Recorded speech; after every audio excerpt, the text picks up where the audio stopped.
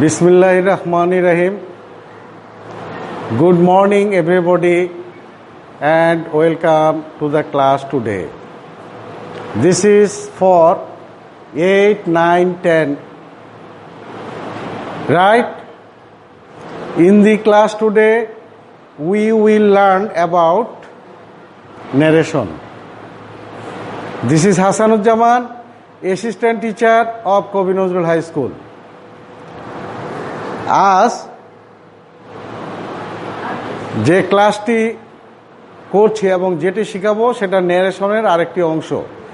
আমরা জানি 5টি সেন্টেন্স দিয়ে ন্যারেশন হয়: assertive, interrogative, imperative, optative, exclamatory. ইতিপূর্বে 2টি সেন্টেন্স শেখানো হয়েছে, অ্যাসার্টিভ সেন্টেন্স এবং ইন্টারোগেটিভ সেন্টেন্স। আজ যেটা নিয়ে আলোচনা করব সেটি হলো ইম্পারেটিভ সেন্টেন্স, আদেশ, অনুরোধ, উপদেশ এবং প্রস্তাবমূলক বাক্য। মাই dear students, look at the board and listen my advice. Narration imperative sentence. এখানে বোর্ডে দেওয়া আছে, আমরা যখনই ন্যারেশন শুরু করব তখন আমাকে বিশেষ কিছু জিনিসের দিকে খেয়াল রাখতে হবে। সেই জিনিসটি হলো ডিরেক্ট, ইনডিরেক্ট। এখানে আছে দিস থাকলে হবে দ্যাট, দিস থাকলে হবে দোজ, হেয়ার থাকলে হবে দেয়ার, নাও থাকলে হবে দেন, এগো থাকলে বিফোর, টুডে থাকলে দ্যাট ডে, টুমোরো থাকলে দি নেক্সট ডে, ইয়েস্টারডে থাকলে হবে দি প্রিভিয়াস ডে, টুনাইট থাকলে হবে দ্যাট নাইট। আবার নিচে দেওয়া আছে প্রেজেন্ট ইনডিফিনিট সেন্টেন্স যদি প্রেজেন্ট ইনডিফিনিট টেন্স হয়, রিপোর্টেড স্পিচের সেন্টেন্স যদি প্রেজেন্ট ইনডিফিনিট হয় তাহলে আমাকে পরিবর্তন করে পাস্ট ইনডিফিনিট করতে হবে। যদি প্রেজেন্ট কন্টিনিউয়াস টেন্স হয় তাহলে আমাকে পাস্ট কন্টিনিউয়াস টেন্স করতে হবে। যদি প্রেজেন্ট পারফেক্ট টেন্স হয় তাহলে আমাকে পাস্ট পারফেক্ট টেন্স করতে হবে। যদি পাস্ট ইনডিফিনিট হয় তাহলে আমাকে পাস্ট পারফেক্ট করতে হবে। যদি পাস্ট কন্টিনিউয়াস টেন্স হয় তাহলে পাস্ট পারফেক্ট কন্টিনিউয়াস টেন্স। যদি পাস্ট পারফেক্ট হয় এটার কোনো পরিবর্তন হবে না, পাস্ট পারফেক্টই থাকবে। ফিউচার টেন্স থাকে তাহলে এটাকে আমার ফিউচার ইন দ্য পাস্ট করতে হবে। এখানে আরেকটি জিনিস বিশেষ আরেকটি জিনিসের প্রতি লক্ষ্য রাখতে হবে, সেটা হলো ইম্পারেটিভ সেন্টেন্স যে আমরা করব, আমরা কিভাবে করব। এখানে একটি সেন্টেন্সের 3টি অংশ থাকে। এই যে উপরে দেওয়া আছে এই অংশটাকে বলবো আমরা রিপোর্টিং ভার্ব, এটাকে বলবো আমরা ইনভার্টেড কমা, এই অংশটাকে বলবো আমরা রিপোর্টেড স্পিচ। তাহলে কয়টি অংশ পেলাম? 3টি। Reporting verb, inverted comma, reported speech. নিচে লক্ষ্য করা যায় যে ইম্পারেটিভ সেন্টেন্সের কিছু নিয়ম আছে। রিপোর্টিং ভার্বের এই যে সেট টু তুলে দিয়ে আমরা আদেশ বুঝাইলে আমরা বসাবো অর্ডার অথবা কমান্ড। ইনভার্টেড কমা তুলে দিয়ে আমরা বসাবো দ্যাট, বাকিটা টেন্স অনুযায়ী পরিবর্তন হয়। আবার উপদেশ বুঝাইলে আমরা সেট টু তুলে দিয়ে বসাবো অ্যাডভাইস। ইনভার্টেড কমা তুলে দিয়ে আমরা বসাবো টু, আগে নট পরে টু, আগে নট পরে টু। আর প্রস্তাব বুঝাইলে আমরা সেট টু তুলে দিয়ে বসাবো প্রপোজ অথবা সাজেস্ট। ইনভার্টেড কমা তুলে দিয়ে বসাবো আমরা দ্যাট। আর সাবজেক্টের পরে মডাল অক্সিলারিস আনতে হবে আমাদের, শুড, মডাল অক্সিলারিস। আর ভার্বের কোনো পরিবর্তন হয় না। লক্ষ্য করি এই সেন্টেন্সটিতে দেওয়া আছে হি সেড, সে বলল গো হোম অ্যাট ওয়ান্স, এক্ষুনি বাড়ি যাও। তাহলে এই সেন্টেন্সটা আমরা কিভাবে পরিবর্তন করব? এটা আদেশ বুঝাচ্ছে। যদি আদেশ বুঝায় তাহলে সাবজেক্ট ঠিক থাকবে, সেড, এটাকে তুলে দিয়ে আমরা বসাবো অর্ডার, অর্ডার। আর এইটা পাস্ট টেন্স আছে বিধায় এর সঙ্গে ইডি যোগ করব। ইনভার্টেড কমা তুলে দিয়ে আমরা বসাবো টু, টু এর পরে ভার্ব চেঞ্জ হয় না, বাকি সেন্টেন্সের রিপোর্টেড স্পিচের বাকি অংশটা সম্পূর্ণ বসে যাবে। To go home at once. My dear students, আমার বিশেষ লক্ষ্য রাখতে হবে একটি জিনিসের উপর, সেটা হলো এই যে আমরা কিভাবে চেঞ্জ করব। সেই চেঞ্জটা এই যে এর অংশ হলো তিনটা, একটা হলো রিপোর্টিং ভার্ব, আরেকটা হলো ইনভার্টেড কমা, আরেকটা অংশ হলো রিপোর্টেড স্পিচ। রিপোর্টেড স্পিচ তাহলে ইম্পারেটিভ সেন্টেন্সের রিপোর্টিং এর ভার্ব সেট টু তুলে দিয়ে আমরা যদি আদেশ বুঝায় তাহলে আমরা বসাবো অর্ডার অথবা কমান্ড। ইনভার্টেড কমা তুলে দিয়ে আমরা বসাবো দ্যাট। বাকিটা টেন্স অনুযায়ী পরিবর্তন হয়, আবার নাও হতে পারে। উপদেশ বুঝাইলে আমরা বসাবো অ্যাডভাইস। ইনভার্টেড কমা তুলে দিয়ে আগে বসাবো নট, পরে বসাবো টু। বাকিটা টেন্স অনুযায়ী পরিবর্তন হয়। যদি প্রস্তাব বুঝায় তাহলে আমরা সেট টু তুলে দিয়ে বসাবো প্রপোজ অথবা সাজেস্ট। আর ইনভার্টেড কমা তুলে দিয়ে আমরা বসাবো দ্যাট। সাবজেক্টের পরে আমরা মডাল অক্সিলারিস আনবো, সেটা হবে শুড। এখানে লক্ষ্য করা যায় এইটার আরেকটা অংশ, আরেকটা উদাহরণ দেই। উদাহরণ number 2, she said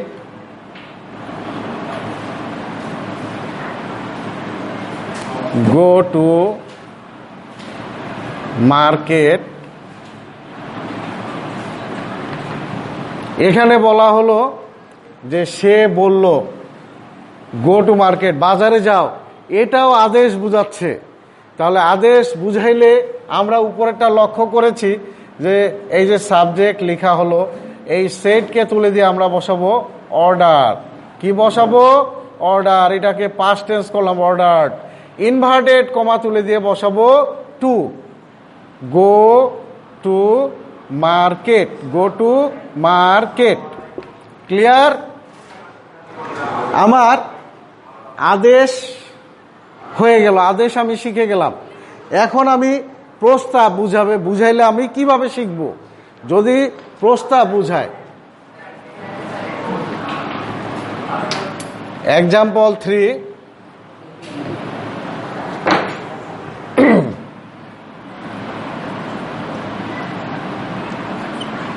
3, Karim said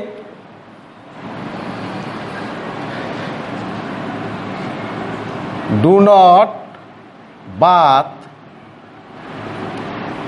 in the river। এটা উপদেশ কিনা? করিম আমার বড়, সে আমাকে উপদেশ দিল। কি দিল? যে নদীতে গোসল করো না বা করিও না, নদীতে গোসল করিও না। সে আমাকে নিষেধ করলো বা উপদেশ দিল। যদি উপদেশ দেয় তাহলে আমি এখানে সাবজেক্টকে ঠিক রাখবো করিম। এই সেট রিপোর্টিং এর ভার্বটাকে চেঞ্জ করে আমি বসাবো অ্যাডভাইস, ADVISE। খেয়াল করতে হবে বারবার, যদি রিপোর্টিং এর ভার্ব পাস্ট টেন্স হয় তাহলে এটাও আমার পাস্ট টেন্স হবে, অ্যাডভাইসড। ইনভার্টেড কমা তুলে দিয়ে নিচে নোট দেওয়া আছে, এখানে লেখা আছে আগে নট পরে টু। তাহলে আগে বসাবো নট, পরে টু, নট টু।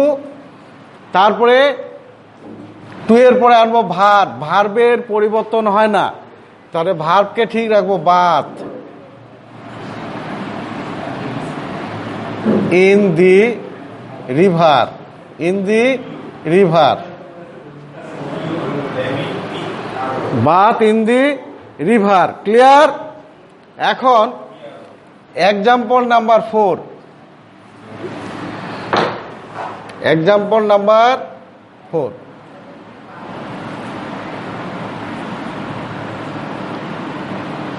ফাদার সেড do not run in the sun, do not run in the sun। এখানে বাবা বললেন রোদ্রে দৌড়াদৌড়ি করো না, রোদ্রে দৌড়াদৌড়ি করো না। কে বললেন? বাবা। তাহলে বাবা আমাকে উপদেশ দিলেন। তাহলে এখানে সাবজেক্ট হলো ফাদার। এই যে রিপোর্টিং এর ভার্ব চেঞ্জ করে আমি বসাবো অ্যাডভাইস, অ্যাডভাইস। এটাকে পাস্ট টেন্স করলে কি হবে? অ্যাডভাইসড। তারপরে ইনভার্টেড কমা তুলে দিয়ে এটা হলো উদ্ধরণ চিহ্ন।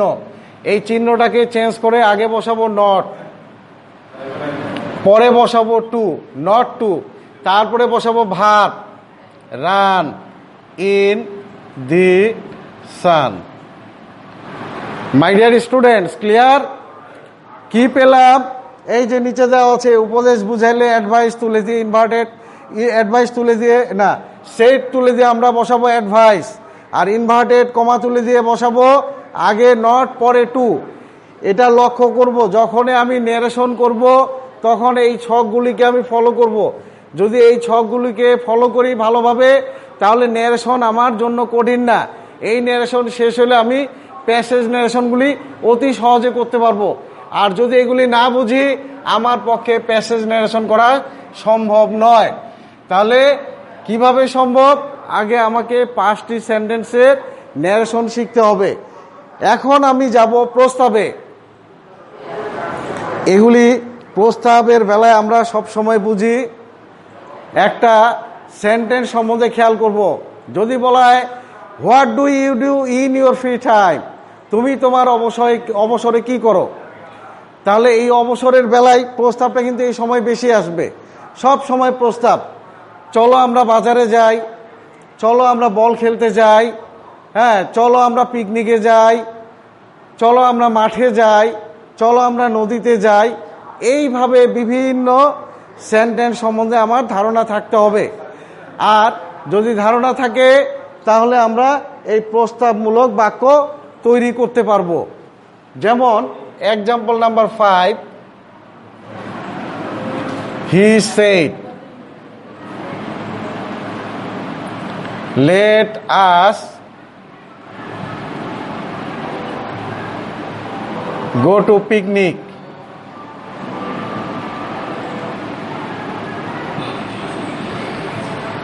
তাহলে কি বুঝলাম?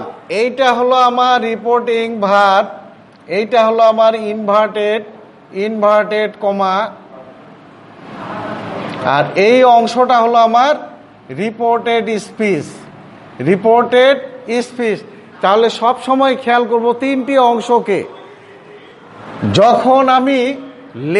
যখন আমার সেন্টেন্সে লেট থাকবে তখনই আমি ধরে নিব এটা প্রস্তাবমূলক বাক্য। তাহলে হি ঠিক রাখলাম, সেটকে তুলে দিয়ে আমি বসাবো প্রপোজ, PROPOSE। যেহেতু এটা পাস্ট টেন্স তাহলে কি করব? প্রপোজ। আর এই যে নিচে দেওয়া আছে ইনভার্টেড কমা তুলে দিয়ে বসাবো দ্যাট। কি বসাবো? দ্যাট। আমরা এই যে হিকে কম্পেয়ার করবে, ফার্স্ট পারসন রিপোর্টিং ভার্বের সাবজেক্টকে কম্পেয়ার করবে। আমরা মানে সে না তারা বা ওরা, তারা বা ওরা। তাহলে এখানে বসাবো আমরা দ্যাট। তাহলে দ্যাটের পরে সাবজেক্ট হবে আমার দে। আমি এখানে লিখে দিয়েছি এই সাবজেক্টের পরে একটা মডালস নিয়ে আসবো। তাহলে কি হবে? শুড। মডালসের পরে ভার্বের এস যুক্ত হয় না, ইএস যুক্ত হয় না, আইএনজি হয় না, পাস্ট পার্টিসিপল হয় না। কি বললাম? মডালসের পরে মেইন ভার্বের ইএস যুক্ত হয় না, এস যুক্ত হয় না, আইএনজি যুক্ত হয় না, পাস্ট পার্টিসিপল হয় না, ভার্ব চেঞ্জ হয় না। তাহলে এখানে শুড, এই যে go to picnic. My dear students, clear? বোঝা গেল? আর একটা এক্সাম্পল দিচ্ছি।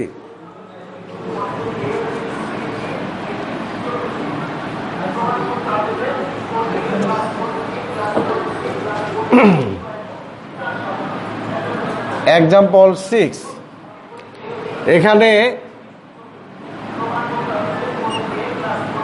she said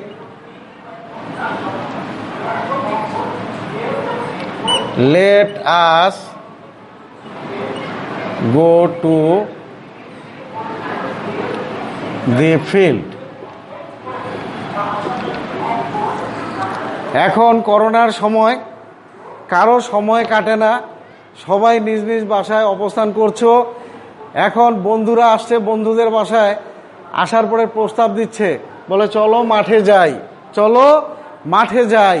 তাহলে এই প্রস্তাবের পরিপ্রেক্ষিতে যখন আমি ন্যারেশন করব তখন আমাকে খেয়াল রাখতে হবে যে এটা হলো ইম্পারেটিভ সেন্টেন্স।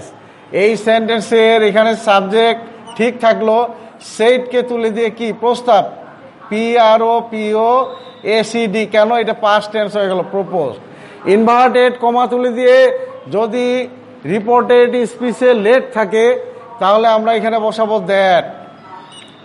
দ্যাটের পরে একটা সাবজেক্ট আসবে, ওই একই ব্যাপার, আমরা আবার তারা বা ওরা বা তাহারা, দ্যাট দে।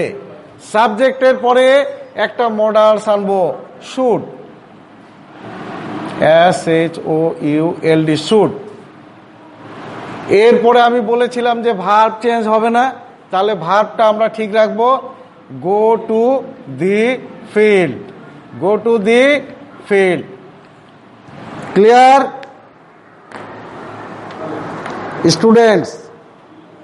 করোনার সময় বাইরে বের হওয়া যাবে না, বাসায় বসে অনলাইন ক্লাস হচ্ছে, এই ক্লাসগুলি দেখতে হবে, বাসায় বসে প্র্যাকটিস করতে হবে, হ্যাঁ, এবং মনোযোগের সহিত প্রতিটি ক্লাস তোমরা দেখবে, জানবে, হ্যাঁ।